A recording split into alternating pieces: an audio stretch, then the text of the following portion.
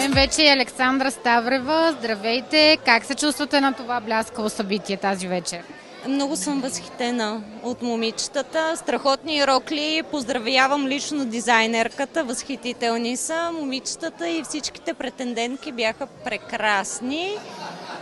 Да имаше още ленти, щяха да ги заслужат със сигурност. Бихте ли ни разказали малко повече за това, с което се занимавате и за бранда, който представлявате? Разбира се, всъщност той брандът не е само един. Outlet City Modist е една идея, която тлее 10 години и беше крайно време да бъде осъществена.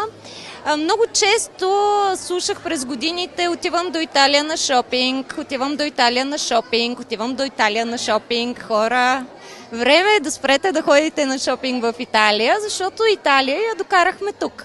Тоест, Outlet City Modist представлява всички известни премиум брандове на достъпни цени, така че да може всеки един човек да си ги позволи в България.